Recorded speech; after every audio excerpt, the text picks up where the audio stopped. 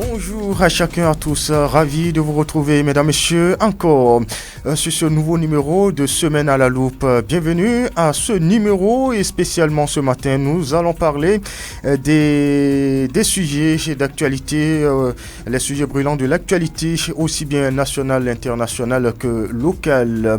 Et au menu ce matin, nous parlons de 3 sujets, principalement la mission de bons offices de médiation des 2 anciens présidents de la République béninois au Niger, Boniayi et Nussoufo Soglo, étaient en ce jour de 112 du côté de Niamey pour essayer de calmer la tempête qui dure déjà entre le Bénin et le Niger.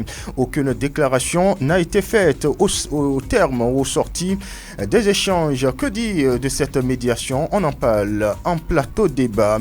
89,67%, c'est le taux d'admissibilité au plan national cette année au certificat d'études primaires CEP, session de juin 2024. Les chiffres sont en hausse comparativement à ceux de l'année dernière. Nous les apprécions ce matin en plateau débat. Et au plan local, la réforme des conducteurs de taxi-moto, communément appelée Kabou Kabou, est bien entrée dans sa phase active ici à Malanville. Eh bien, c'est une réforme voulue par les autorités communales et depuis le jeudi 20 juin dernier, eh bien, la circulation, tant bien que mal, quand on note la présence de quelques conducteurs en couleur jaune. Quelle appréciation peut-on faire de cette opération? On en parle en plateau débat. Voilà donc les morceaux choisis pour vous, mesdames et messieurs. Merci de vous installer confortablement.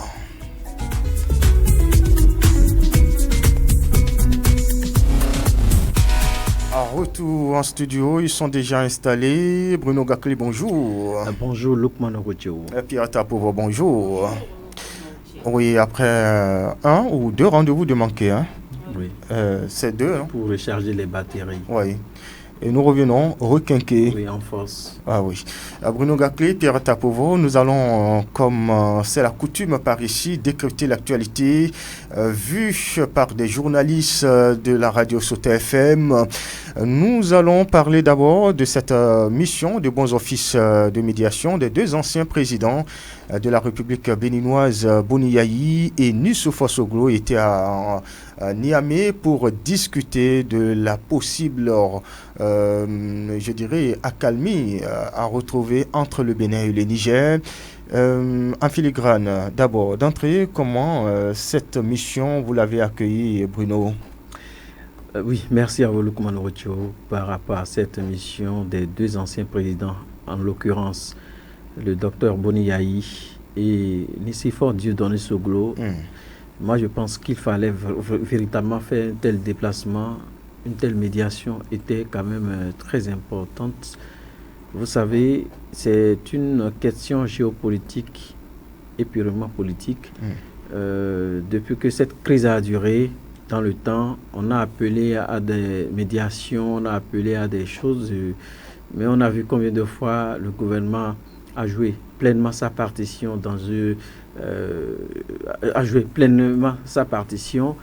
et ça n'a pas donné ce qu'on voulait. Bon, du coup, on a appelé à ce que peut-être si certaines associations, que ce soit les SAG, que ce soit les anciens présidents ou ceux-là qui peuvent quand même jouer de leur carte, pouvaient vraiment faire le déplacement pour parler de cette médiation, pour parler de cette situation entre le Bénin et le Niger. Ce sera une bonne chose. Et on l'a dit, on l'a suggéré sur ce plateau, que si on pouvait faire appel à l'expertise de ces anciens qui ont fait leur preuve à travers des médiations dans les pays de la sous-région, vous savez, il faut le retenir, il faut le rappeler. Yayi Boni, juste après son mandat constitutionnel, il était dans de beaux draps de la médiation à travers la sous-région. On a vu combien de fois ces médiations ont marché.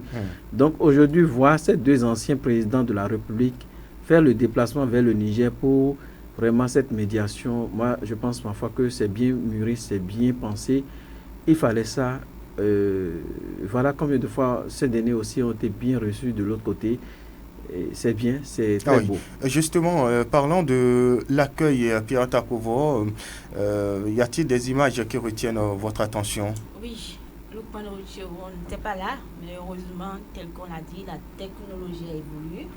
Et aussitôt arrivé là-bas, la façon dont ces deux anciens présidents ont été accueillis, aussitôt nous avons reçu des images. Lukman Ocheron, c'était vraiment beau. On sent qu'il y a toujours cette fraternité entre les deux pays. Vous voyez, le président Nicéphore Soglo, le président Boni Yaye, bon, les anciens, parce qu'ils ne sont plus présidents aujourd'hui, c'est des anciens présidents du Bénin.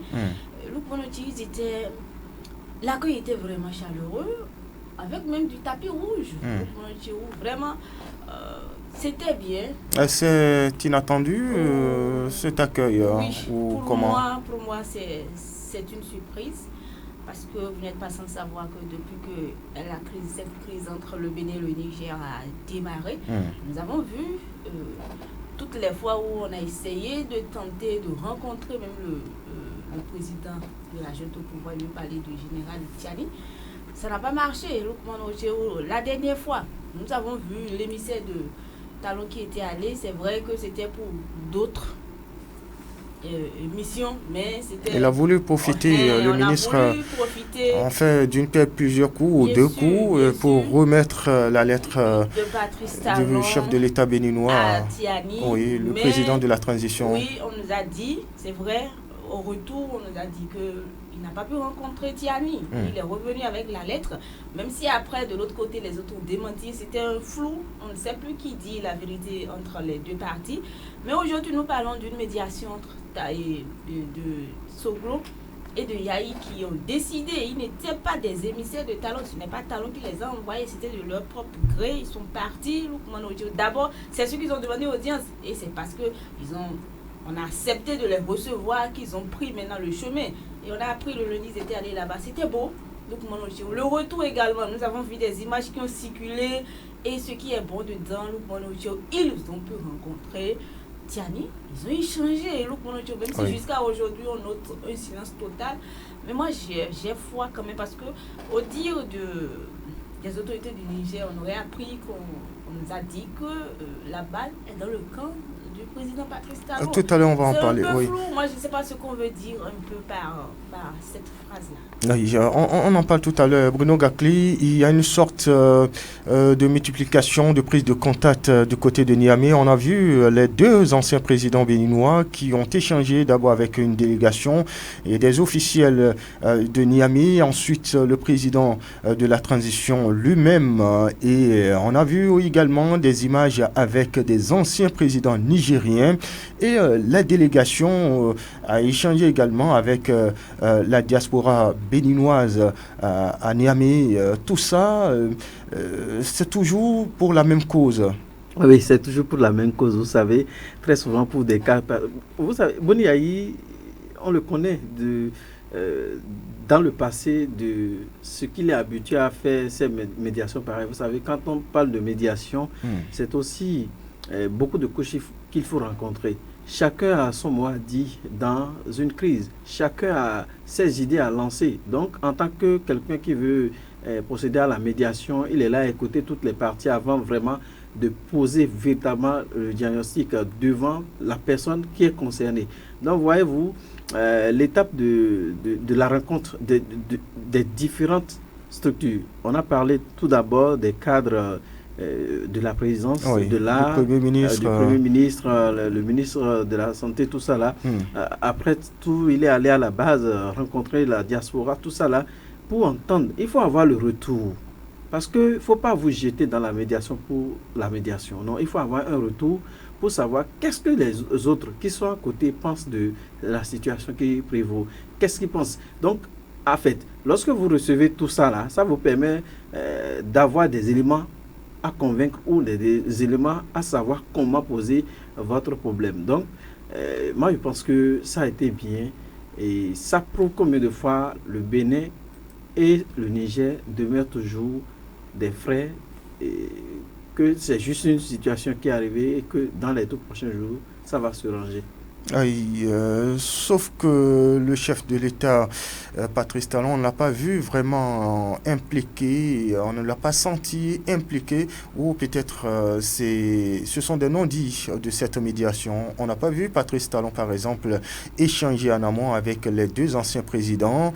nous ne l'avons pas appris. Est-ce que c'est une initiative propre aux deux anciens présidents ou une improvisation, ou alors le chef de l'État en sourdine aurait peut-être passé aussi un message? Pierrette. Vous voyez, c'est une question de politique, c'est une question géopolitique. On ne saurait vraiment affirmer ici que ces deux-là, le président Yahi et Soglo, sont partis en médiation de l'autre côté avec l'accord du chef de l'État ou non. On ne saurait le dire. Mais ce qui est sûr, ce qui est au su de tout le monde, c'est qu'ils sont partis de leur propre chef. Ils sont revenus, c'est vrai, normalement, on attend toujours, parce que je l'ai dit, il y a un silence total depuis le jeudi. Nous parlons déjà de 48 heures après leur retour, mais jusque-là, nous n'avons rien eu comme une information ou une fumée blanche que tout le monde espérait en son temps. Donc, nous sommes toujours là. Est-ce que le chef de l'État est derrière cette médiation? Je ne saurais le dire. Mais ce qui est bon, quoi qu'on dise, c'est déjà un pas. Et nous l'avions souhaité. Même sur ce plateau, il y a plusieurs qui ont souhaité. Parce que quand vous êtes deux personnes et il y a quelque chose qui ne va pas, et vous avez déjà fait le premier pas plusieurs fois, plusieurs reprises, on sent que de l'autre côté, c'est la sourde oreille. Il faut véritablement chercher quelqu'un qui sera une médiation entre vous deux. Et là, cette partie-là pourra écouter la partie adverse, l'autre, et voir ce qui ne va pas, et après les réunir. Donc moi, en attendant même l'ouverture de la frontière telle que tout le monde le souhaite aujourd'hui, moi, dans les tout prochains jours, j'aurais voulu qu'on nous dise que les deux présidents ont accepté maintenant de se rencontrer pour vraiment échanger. Je ne sais pas si ça sera au Bénin ou au Niger, mais c'est un souhait. C'est un souhait, mais une évidence, si le général, le président de la transition ne voulait pas que la balle revienne à terre, il n'allait pas les recevoir. Et il faut donc, d'après certains observateurs, s'entretenir avec la solution peut-être à cette crise, de sorte que c'est la preuve que le général, le président de la transition, a non seulement de la considération pour les deux anciens présidents, et aussi qu'il est partant pour un retour à la normale, parce qu'il n'était pas obligé de les recevoir. Une certitude, c'est que les deux anciens présidents, en faisant le déplacement du côté de Niamey, eh bien, il sait que ces deux anciens présidents qui viennent pour plaider la cause. Oui, c'est normal. De la réouverture. La cause de la réouverture, c'est ça l'essentiel. L'essentiel ici, c'est au-delà de cette crise qui, naturellement, pouvait être une crise et que, on le dit, hein, ça n'a pas débuté par le Niger, ça ne peut pas finir par le Niger. C'est juste une crise et que, quoi qu'on dise, quand il y a crise, il faut des gens pour procéder à la médiation. Bon, vous savez, c'est comme ça doit se faire. Aujourd'hui, le général Tiani a reçu ces derniers et ça dénote de la considération qu'il a pour le Bénin, parce que c'est le Bénin. Ça dénote de la considération qu'il a pour le président Patrice Talon et tout son gouvernement. Je pense, ma foi, que c'est juste, vous savez, les dents et la langue cohabitent ensemble, mais ils ne sont pas forcément, ils ne vivent pas tout le temps à l'aise. Il n'y a que des jours que des situations vont arriver. C'est ça qui est arrivé. Quoi qu'on dise, un jour, vous allez voir, il y aura la réouverture, tout va commencer normalement. Je pense que l'essentiel ici, c'est qu'il y ait entente, qu'il y ait communication entre les deux pays, que tout se passe normalement. Oui, on a comme impression que l'atmosphère, ça pèse. On a l'impression, parce que déjà voir les images d'au revoir au terme de cette rencontre du côté de Niamey, oui, c'est beau de voir des citoyens de deux États discuter après une telle situation. Peut-être que on aurait eu une solution rapide si la brouille avec les derniers épisodes dans cette crise n'était pas intervenue. Notamment, je fais allusion à l'arrestation de certains citoyens nigériens. Bien sûr, cette situation n'était pas prévisible, c'est des choses qui arrivent. Et quand vous êtes dans le monde, il y aura toujours des choses qui vont arriver, telles qu'on le dit, l'homme propose, Dieu dispose. Personne n'avait imaginé que dans cette crise-là, il y aura une situation jusqu'à parler de condamnation avec suicide des Nigériens au Bénin. Et donc, du coup, c'est arrivé, même si certains estiment que cette visite de Talon et de Yahi et de Soglo devrait intervenir avant même cette situation, et que si c'était le cas, il y aura en même temps réouverture de la frontière. Aujourd'hui, c'est arrivé, on ne peut rien. Et c'est après cela que les deux anciens présidents se sont déplacés de l'autre côté. Moi, je dis toujours une chose, Luc Monochio.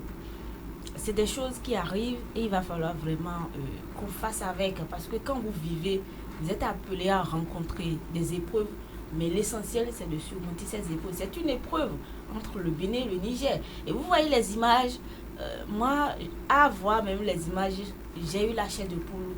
Je me suis dit, ça prouve que ce n'est pas une situation entre le peuple béninois et le peuple nigérien, mais c'est une situation entre le président du Niger et le président du Bénin.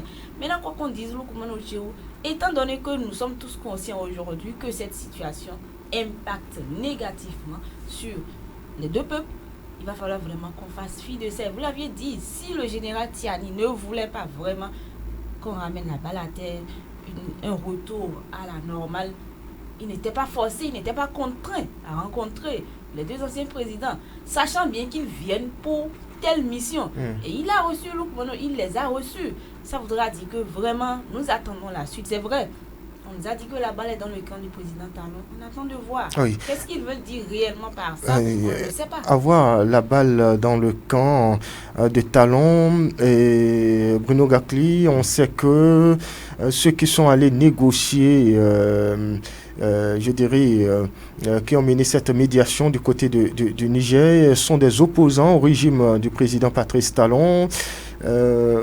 Comment interprétez-vous cette posture? Retour de la médiation, vont-ils rencontrer le président? Non, au-delà de la politique, il faut reconnaître que il faut caricaturer un peu la chose. C'est comme si nous étions dans un gouvernement et vous êtes opposant et ça ne va pas entre... en tout cas, entre moi en tant que président avec un pays, vous devez faire fi de la politique et quand même rentrer dans le jeu. Ici, il ne s'agit même plus de la question de je suis opposant, je suis de la mouvance. C'est une question entre pays et pays. Donc aujourd'hui, je pense que les deux présidents qui ont fait le déplacement n'ont pas porté le manteau des opposants. Non, ils sont allés en tant que tierce personne, en tant que entre griffes peut-être les anciens. Je dis peut-être, ils peuvent aller en tant que des tierces personnes, des sages. Donc, c'est toujours des griffes. Ils peuvent aussi aller en tant que des anciens présidents qui plaident une situation. Donc, ici, au-delà de la question géopolitique, au-delà de la question purement politique dans cette affaire, à un niveau donné, il faut enlever son manteau de politicien, des bords politiques pour considérer la chose comme c'est une chose sociale, c'est une question sociale. On doit intervenir certainement pour voir si c'était possible. Donc moi, je pense, ma foi, que les deux présidents, peut-être, ne sont pas allés en tant que des opposants, mais sont allés, entre griffes, comme des anciens présidents ou comme des sages d'un pays. Oui. Pierre Tapovo, le chef de l'État, Patrice Talon, le message qu'on va lui apporter serait-il favorable? Va-t-il d'abord accepter, accueillir ses prédécesseurs? Vous voyez, même si les deux anciens présidents de leur retour de Niamey n'ont pas fait le premier pas vers le président Patrice Talon, je pense qu'en tant que père de la nation, il peut aussi demander à les rencontrer. Ça ne diminue rien en vous, que vous soyez président, que vous soyez qui que ce soit et que vous lui faites le premier pas. Ça ne diminue rien en vous. Donc si aujourd'hui nous parlons d'une silence, peut-être que les deux autres, les anciens présidents de retour, je veux parler de Soglo et Yahi, n'ont pas encore fait le pas vers lui. On n'a d'ailleurs pas eu une déclaration officielle pour nous faire le point de cette médiation. On est dans le bleu, dans le noir. C'est ça. Donc, du coup, même si le président Talon aussi peut faire le pas, ça ne diminue rien en lui. Donc, maintenant, ça, c'est une proposition. S'il ne le fait pas, il ne veut pas le faire, on ne va pas l'accuser, on ne va pas le condamner pour ça. Maintenant, on suppose que ce soit les deux anciens présidents qui ont demandé audience. normalement et naturellement en tant que chef de la nation, il devait les recevoir. Le message, normalement, moi je l'ai dit, Lukman Ojo, à ne pas vouloir accepter, prendre, écouter ce message, ou bien peut-être qu'ils ont posé une condition là-bas. Actuellement, tout est encore bleu, on ne sait même pas de quoi il s'agit. Oui. À supposer que c'est une condition que les autres ont posée et que le président Talon ne veut pas fléchir à cela, ça sera un piège, parce que nous avons vu combien de fois il y a eu des démarches qu'il a fait, il a tendu la main, il a fait des déclarations, il a envoyé même un ministre de l'autre côté pour un message et ça n'a pas eu d'effet. Aujourd'hui, nous parlons d'une médiation qui sont partis peut-être sans son autorisation, ils sont revenus. Moi, je pense qu'il est temps qu'on ramène la balle à terre, qu'on ne dise pas que non, c'est parce que ce sont des opposants. Après, on va dire que je n'ai pas pu faire quelque chose, ce sont des opposants à mon régime qui ont pu ramener la balle. Justement, ne regardons pas ça. Justement, je voulais vous poser la question. Supposons que au terme de ces pourparlers, il y a eu accalmie et que tout est revenu à la normale. Ne va-t-on peut-être pas dire que voilà, c'est la situation, la solution est trouvée grâce aux opposants? Est-ce qu'il faut regarder ça, Lukman Ojo? Parce que même si il ne veut pas aujourd'hui, peut-être qu'on dise que c'est arrivé grâce aux opposants. Ce qui s'est passé, même un petit enfant que vous rencontrez dans la rue, c'est que Soglo et Yahi ne sont pas du régime de la rupture, mais ils sont partis quand même à Niamey pour cette mission-là. Donc, vous voyez, il va falloir, je dis une chose, quel que soit le résultat que cela va donner, parce qu'on nous a dit que la balle est dans son camp, il n'a qu'à voir et réellement si la balle est dans son camp et libérer la balle pour que la situation puisse revenir à la normale. Ne regardons pas notre ego, c'est vrai, nous sommes chefs de l'État, nous sommes tout ce qu'on veut, ne regardons pas ça, mais regardons les faits, les situations. Regardez aujourd'hui, nous parlons de Malanville. Hier, moi, j'étais allé dans le marché international de Malanville, le deuxième, bien sûr, du Bénin. Oui. Mais c'était bizarre pour moi, on ne dirait pas un jour de marché. C'est le désert total, c'est le désert. C'est vrai, les marchands sont là, les vendeurs, les revendeurs, mais quand vous vous rapprochez des commerçants, vous sentez qu'il y a vraiment un manque à gagner à tous les niveaux. Ça, c'est Malanville. On ne sait pas ce qui s'est passé au niveau du port autonome de Cotonou. Ne regardons pas tout ceci. Laissons les choses, c'est des situations qui sont arrivées. Ça va rentrer dans l'histoire. Moi, je sais, qu'au fil des années, ça va rentrer dans les cours d'histoire, géographie qui vont enseigner aux enfants. Ah oui. Puis on te fait d'ailleurs des projections. Oui, Bruno Gakli, je vous pose la même question. Ne va-t-on peut-être pas attribuer la solution aux opposants? Non. Si vous allez constater... Le président Patrice Talon fléchit. Vous allez constater ou du moins, je me demande, puisqu'on estime que c'est les Nigériens qui ne veulent pas ouvrir leurs frontières et donc les Nigériens disent que voilà ce qu'il faut faire. Patrice Talon, le voyez-vous en train d'exécuter cela? Mais si nous ne savons pas de quoi cela peut être question. Vous aurez constaté, Lukman Ojo, qu'il y a quelques instants, j'ai dit, et si c'est une question politique, mais au-delà de la politique, c'est des sages. Et il faut reconnaître que même ce qu'on pense du chef de l'État est vraiment très du nom. En réalité, Patrice Talon, c'est aussi le sang qui circule dans ses veines. Il est plus humble, il est plus social que ce que certaines personnes pensent. Non, Patrice Talon, c'est le père de la nation. On a vu combien de fois il a œuvré pour la réouverture de la frontière. On a vu combien de fois il pense que vraiment, il faut la normalisation de la situation, que ce soit les transactions, tout ça là, entre les deux pays. Et c'est normal.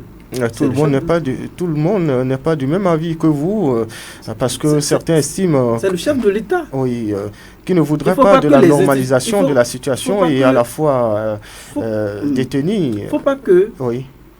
On parle de crise que les institutions tombent. Non, il faut la normalisation des choses. Et c'est ce qui a été, on a constaté. Bon, le débat a dépassé. Aujourd'hui, deux sages, je dirais. Je ne veux même pas parler de leur position politique, mais c'est des sages qui sont allés. Et le sage voit plus loin que le jeune assis. Ce que pensent d'autres, comme quoi c'est des opposants arrivés à là-bas, ils n'iront pas voir le chef de l'État. Non, c'est pas au chef de l'État de leur dire de venir vers. Lui, il est le chef de l'État.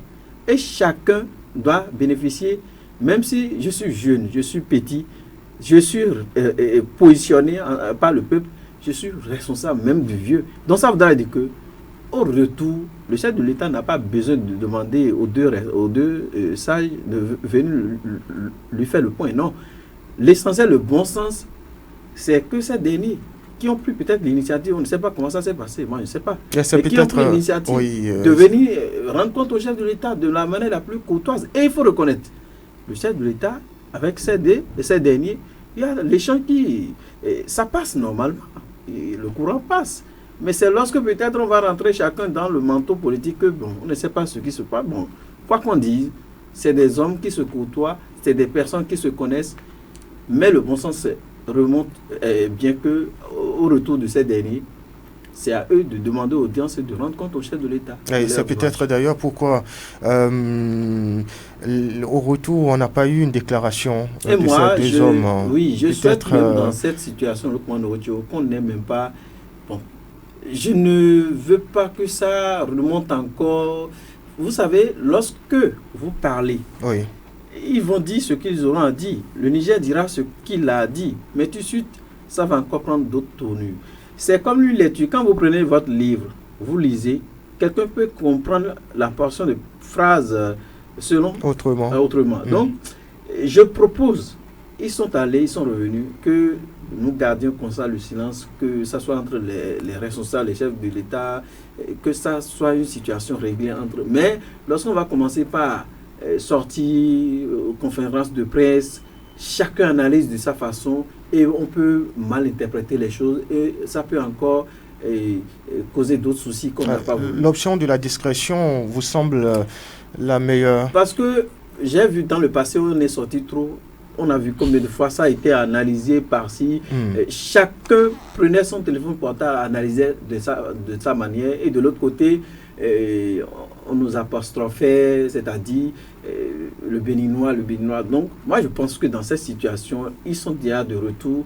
Ils n'ont qu'à faire la démarche nécessaire vers le président Patrice Talon pour lui rendre compte de leur démarche. Et que doit faire le président pour finir sur la question? Le président, doit-il faire? Non, c'est juste d'écouter, de voir si ça l'arrange, les conditions. Il n'est pas forcé. Oui. Ça va dépendre de ce qu'ils ont ramené comme doléance. Il n'est pas forcé. C'est le président de la République, c'est lui qui gère toutes les institutions. Il n'est pas forcé d'accepter ce qui est ramené comme... y a-t-il vraiment quelque chose qu'on pourrait lui apporter comme message qui ne lui soit pas favorable ou qui ne soit pas favorable au Bénin? Quoi qu'il arrive, je connais la maturité, la grandeur du chef de l'État. Je sais qu'il va jouer la bonne carte dans cette situation. Très bien. Pierre Tapovo, pour finir. Avant cette médiation, je pense que la raison que les autorités du Niger avançaient pour ne pas qu'il y ait une ouverture de la frontière, c'était la question de base militaire. Et donc, du coup, je pense que même s'il y aura un message qu'on va peut-être lui apporter, ça ne peut qu'être que ça, parce que c'est sûr que ça, c'est l'argument avancé depuis toujours. À chaque fois qu'il y a un petit souci, c'est l'argument qu'on a toujours avancé. Et donc, du coup, peut-être c'est au chef de l'État. C'est vrai, on a déjà dit plusieurs fois qu'il n'y a aucune base militaire au Bénin. Ce n'est pas... une aiguille dans une boîte de foin qu'on ne peut pas voir tout et tout. Donc moi je ne pense pas qu'il y ait autre condition que cela. Et donc du coup, tel que Bruno Gagou l'a dit, on attend de voir, on espère cette fumée blanche là. Nous savons que notre chef de l'État, Patrice Talon, est bien mûr et il saura quoi faire pour que réellement, si la balle est dans son camp, que cette balle là soit libérée. Ah oui. Allez, les regards en tout cas sont désormais tournés vers le palais de la Marina pour qu'on puisse savoir réellement qu'est-ce qui a été décidé du côté de Niamey, puisque du côté de Niamey aussi, il n'y a pas eu une déclaration pour situer l'opinion sur le contenu des discussions, des séances avec les émissaires, je ne dirais pas émissaires, je dirais plutôt les deux anciens présidents, parce qu'ils ne sont pas envoyés par, en tout cas officiellement, on n'a pas connaissance de ce qu'ils ont été diligentés par la partie béninoise pour discuter des questions bilatérales. Alors, en tout cas, nous espérons une désescalade de cette situation et que, enfin, les frontières soient rouvertes entre les deux pays pour que reprennent les activités, les opérations, les transactions commerciales et autres. Pierre Tapovo l'a dit, Bruno également, oui, ça ne va pas entre les deux pays et principalement à Malanville ici par exemple. Et oui, le marché international est totalement vide et on parle également d'une situation vraiment difficile du côté du port autonome de Cotonou. Tous ces aspects doivent amener les deux pays à remettre la balle à terre. Nous allons parler de cet examen national, le certificat d'études primaires CEP session de juin 2024, 89,67%. C'est le taux d'admissibilité de réussite cette année à cet examen national, Bruno. Oui, vous aurez constaté 89,67%. Nous sommes en train de vouloir toucher les 90% jusqu'à 100%. Donc c'est à féliciter. Et c'est aussi l'occasion de féliciter tous les acteurs de l'éducation du Bénin qui n'ont ménagé aucun effort pour qu'on en arrive là. Si déjà les années antérieures on n'a pas talonné ces chiffres, donc ça voudra dire aujourd'hui quelque chose a été fait. Derrière ça aussi, cet aspect de grève, on n'a jamais pu observer, c'est bien, ça dénote de la maturité aussi des cadres dans ce secteur.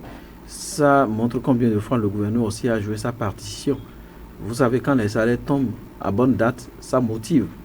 Quand ça ne vient pas à bonne date, c'est dangereux. Ici, ça vous démotive.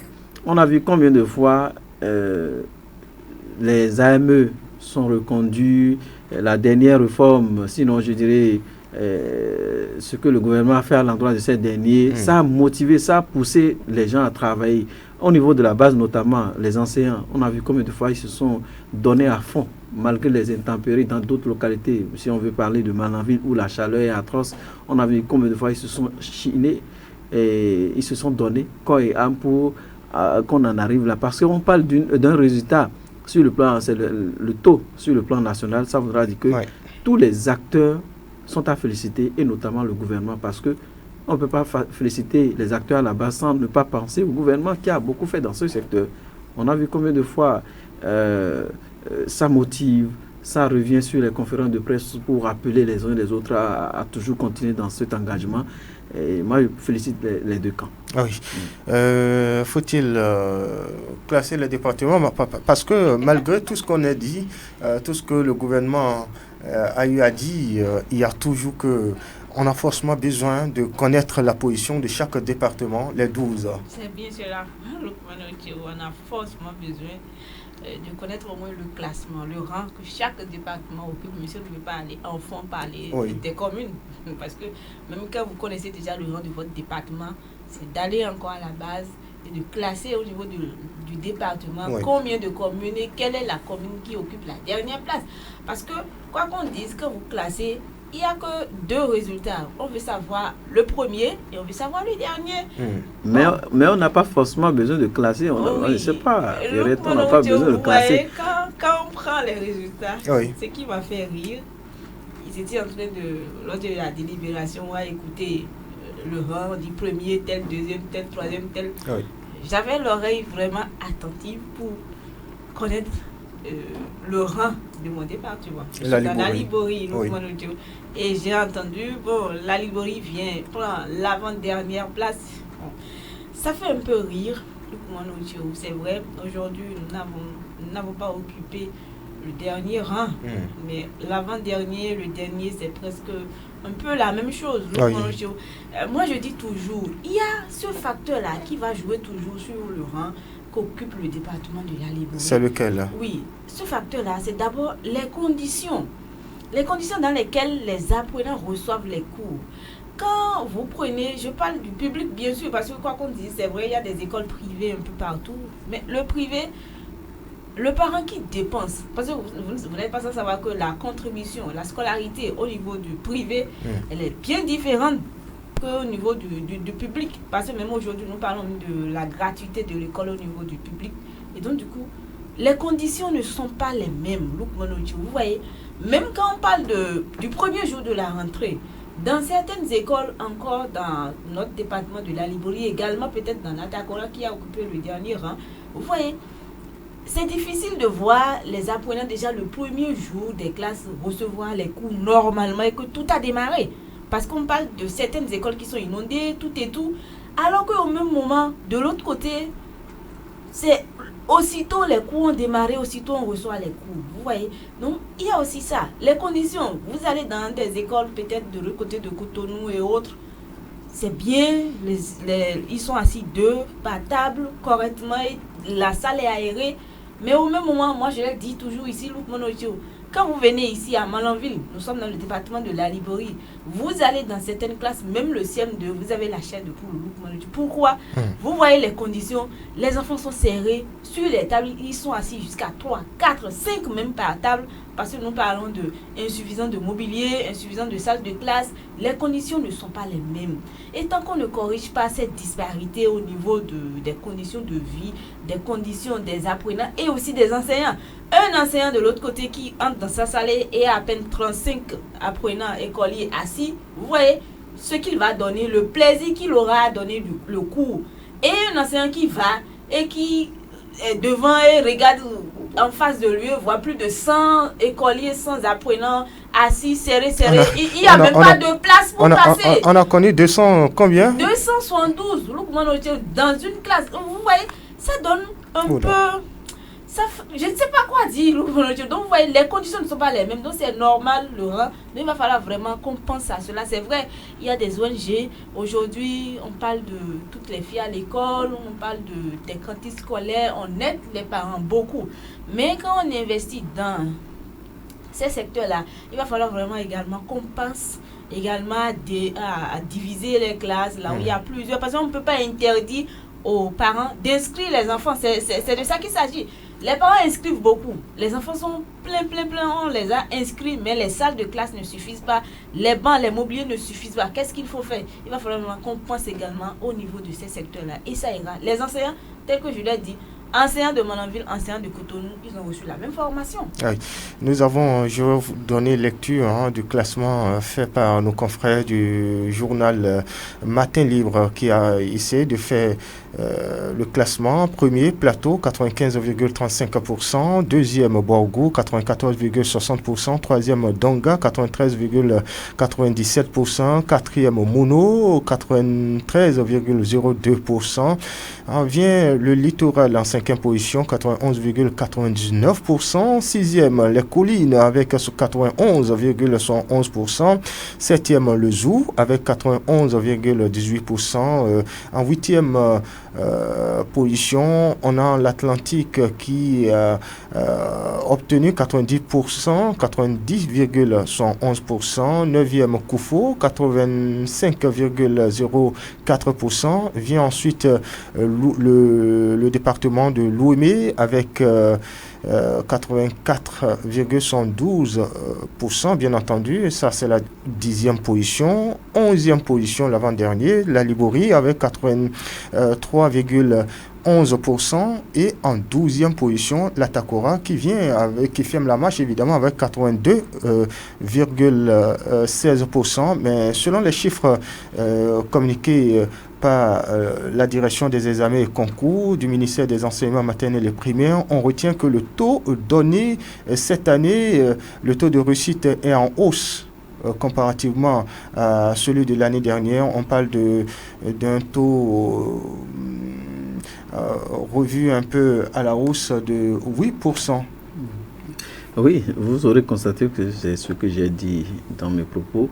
Cela dénote de ce qui a été fait dans ce secteur. Tout d'abord, quand on parle de réussite, c'est d'abord les enseignants. Et quand on parle aussi de réussite, c'est les conditions de vie des apprenants. Quand on parle de réussite, c'est aussi l'implication des parents à la base.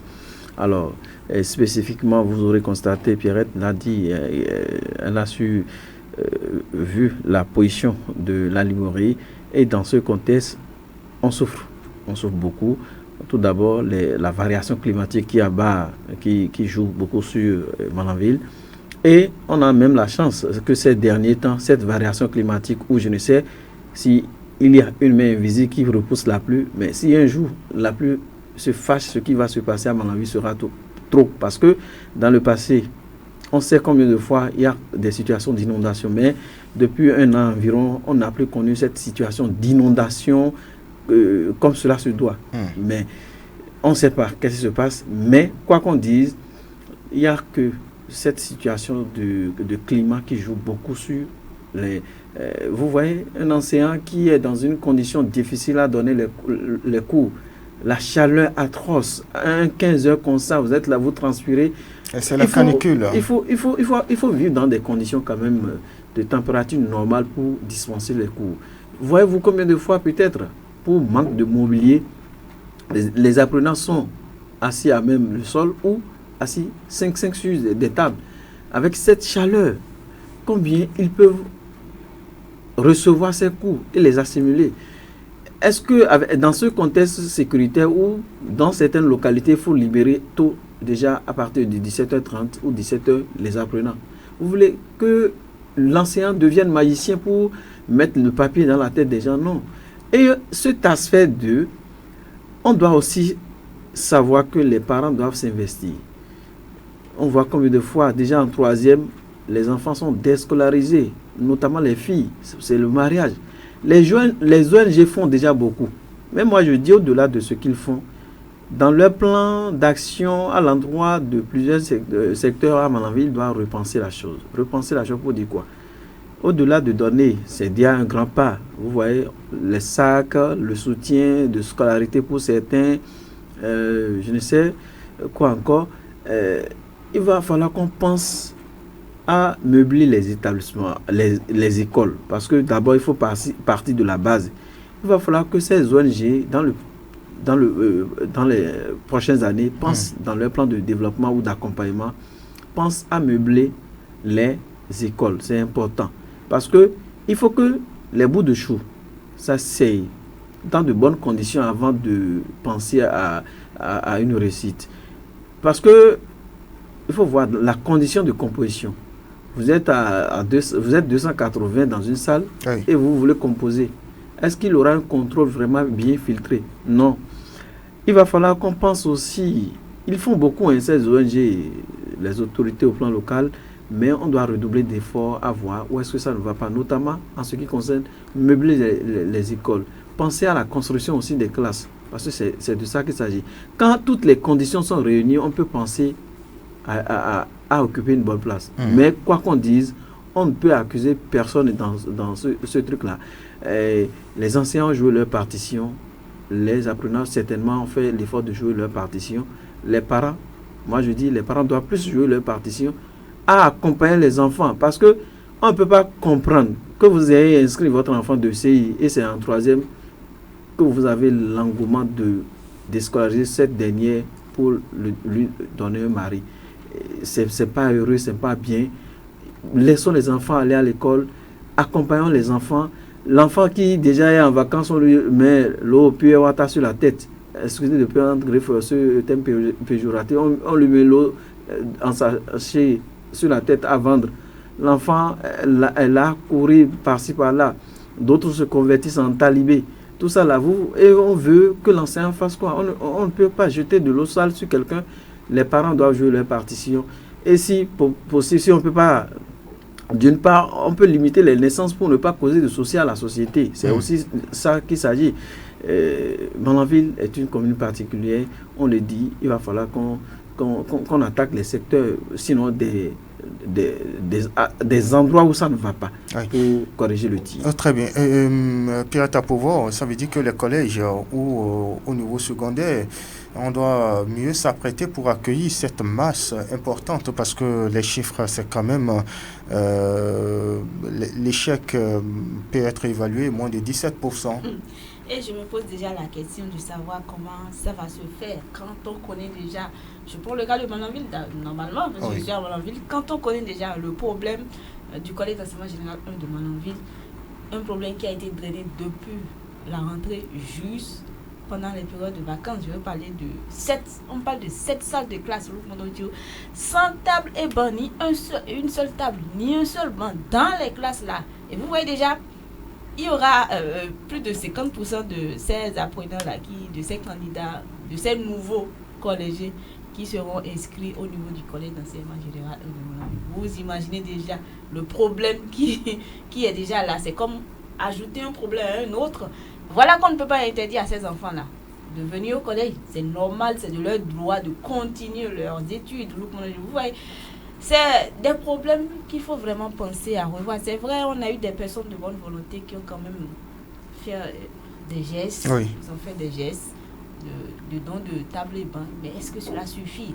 Ça ne suffit pas. Donc il va falloir vraiment que déjà, parce que nous avons environ 3 mois de vacances, pour ne pas dire 2 mois et demi de vacances, 3 mois de vacances. C'est en septembre. Oui, donc il faudra vraiment que déjà les autorités au plan local également pensent à revoir leur copie, qu'est-ce qu'il faut faire pour véritablement trouver ne serait-ce que quelques ou carrément la promesse qui a été faite depuis l'an passé, que cette promesse-là soit rattrapée avant la rentrée prochaine. Oui, et puisque vous parlez de la promesse, on va en parler. Cette promesse de réformer le secteur de transport urbain local ici à Malanville. Oui, la réforme est entrée dans sa phase active avec le secteur des Kabou-Kabou. Ils ont désormais une uniforme qui arrête. Oui, les Kabou-Kabou désormais en maillot jaune à Malanville, c'est une réalité. C'est une réalité qui est à saluer. Oui, les autorités ont dit, les autorités ont fait. C'est vraiment à saluer, bravo.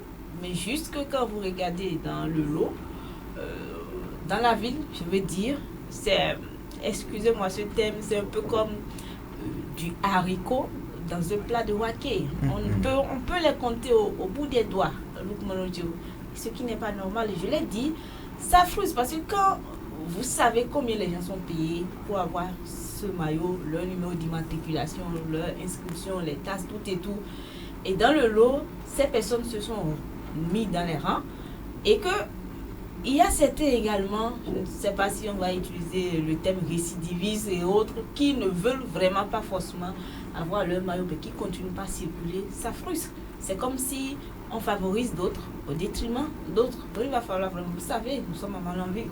Moi j'espère que, parce que ça fait déjà plus d'une semaine, parce qu'ils ont reçu les maillots le 20 juin normalement. Ah oui. Normalement le 21 juin, on ne doit plus voir aucun conducteur en circulation sans ce maillot-là. Mais nous sommes à Malanville, ça continue jusqu'à aujourd'hui même.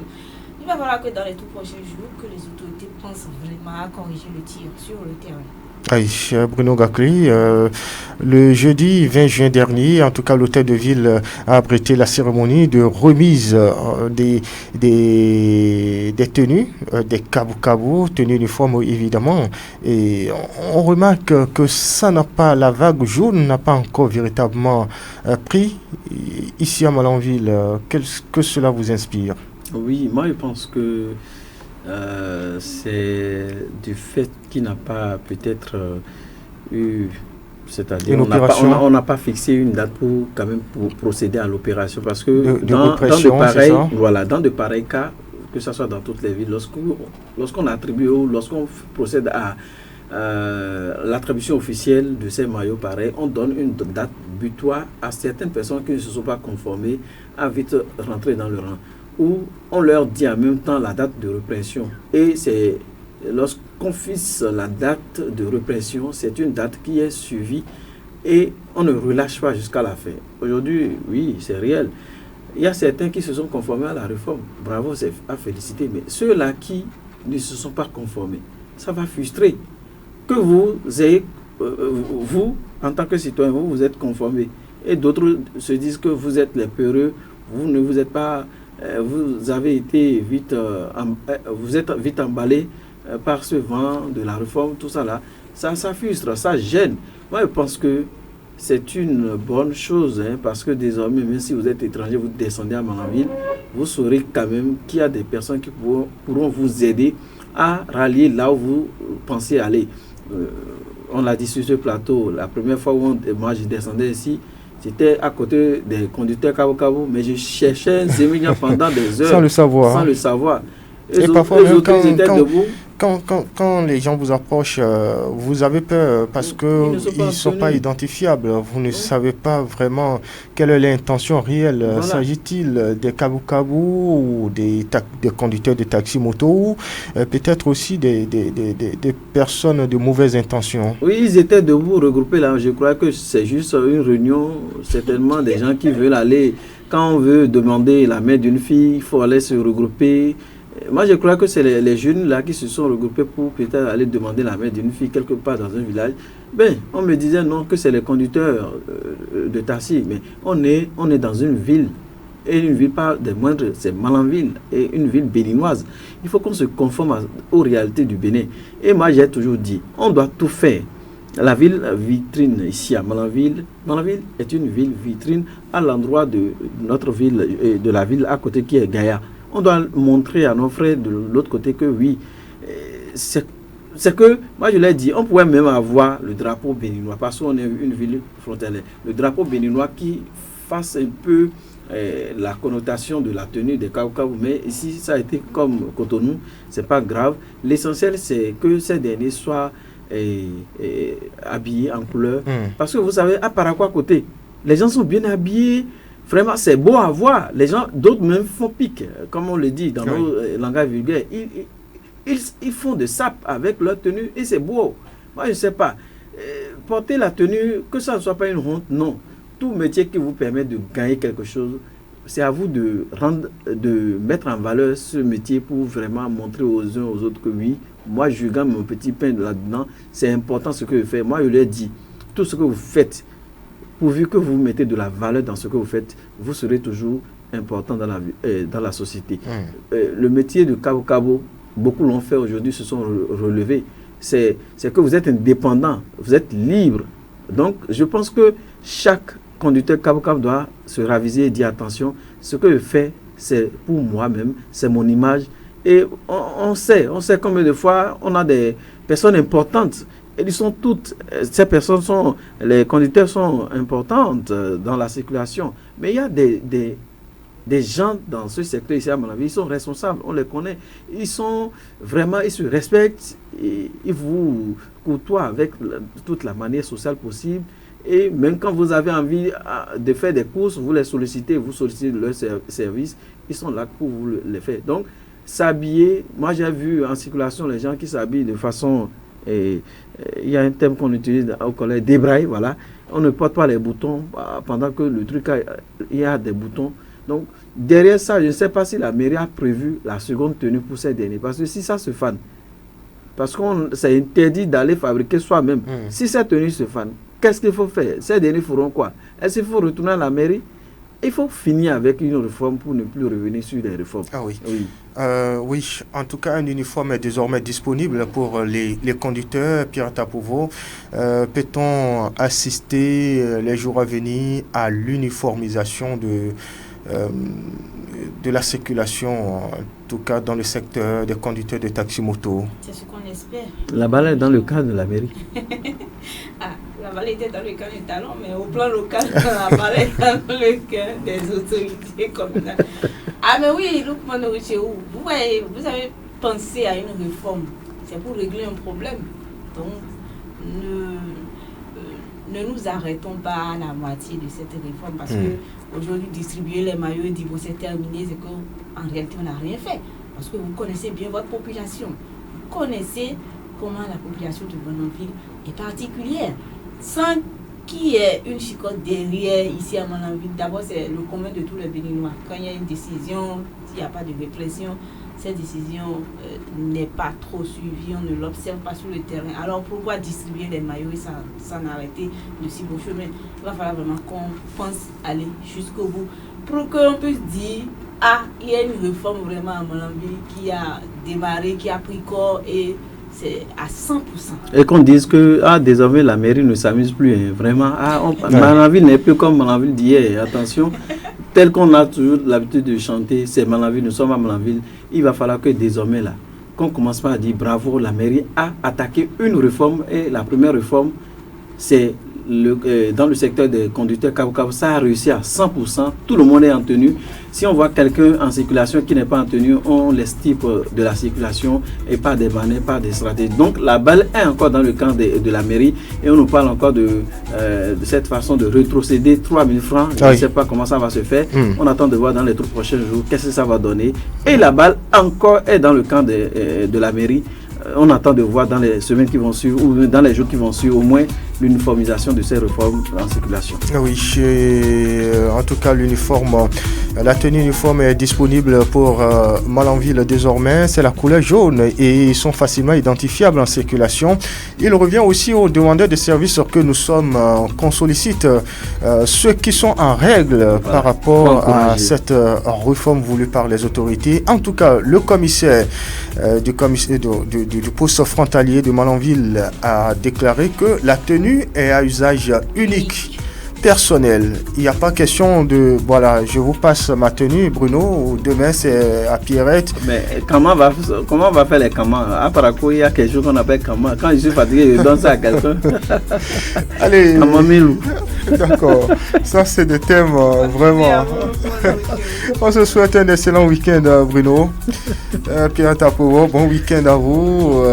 J'avais oublié de rappeler que nous sommes samedi 29 juin de l'an 2024. Semaine à la loupe de ce jour, Stop FM en direct chez vous. Je suis Lukman Wouroutio, collaboration technique de Koa Boubakari à l'édition. Il s'appelle Ousmane Tinoala. L'info reste en continu sur Sota FM. Après ce décryptage, trouvez d'autres rendez-vous, des plages et évidemment avec d'autres journalistes et plateaux. Portez-vous bien. Au revoir.